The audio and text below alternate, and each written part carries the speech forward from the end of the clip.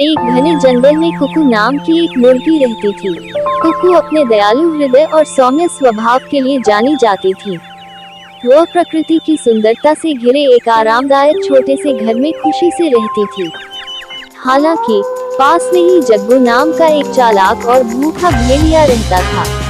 एक दिन जब जग्गू भोजन की तलाश में जंगल में घूम रहा था, तो उसकी नजर कुकू पर पड़ी। उसकी आंखें भूख से चमक उठी क्योंकि उसे एहसास हुआ कि मोटी और स्वादिष्ट मुर्गी एक उत्तम भोजन बनेगी। उसे पकड़ने के लिए कृतसंकल्प जग्गू ने एक योजना बनाई। जग्गू कुकू के पास आया और धूर्त मुस्कान के साथ उसका स्वागत किया। शुभ दिन प्रिय कुकू, उसने कहा। उसकी आवाज में झूठी दयालुता टपक रही थी। मैंने जंगल में सबसे सुंदर और प्रतिभाशाली मुर्गी होने के लिए आपकी प्रतिष्ठा के बारे में सुना है।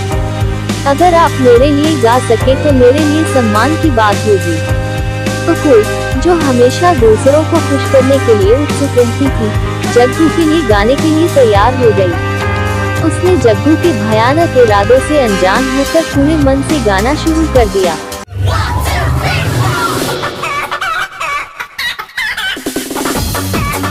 जैसे ही कुकू ने अपना गाना खत्म किया, जानवरों का एक समूह सुनने के लिए इकट्ठा हो गया, जिसमें एक बुद्धिमान बूढ़ा उल्लू भी शामिल था, जो अपनी बुद्धिमत्ता के लिए जाना जाता था। खतरे को भांप करते हुए उल्लू तेजी से कुकू की ओर उड़ गया और फुसफुसाया, कुकू सावधान, जग्गू तुम्हें खाने की योजना बना रहा है, तुम्हें सावधान रहना चाहिए। इस रहस्योद्घाटन से कुकू हैरान और भयभीत हो गया। उसने उल्लू को उसकी चेतावनी के लिए धन्यवाद दिया और तुरंत अपनी एक योजना तैयार की। अपनी चोंच पर एक चतुर मुस्कान के साथ कुकू जग्गू की ओर मुड़ी और बोली, प्रिय जग्गू, मैं वास्तव में आपके अनुरोध से प्रसन्न हूँ।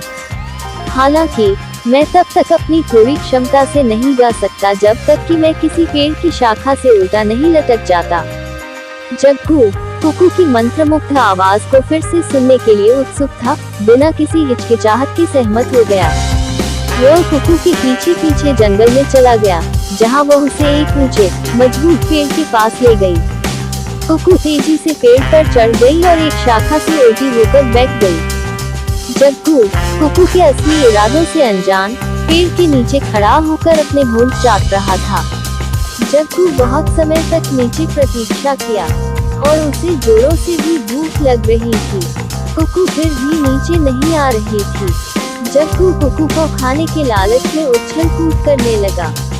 चौंककर और भयभीत होकर जग्गू ने नीचे देखा और उसे अपने नीचे एक विशाल सिंदूर के अलावा कुछ भी दिखाई नहीं दिया।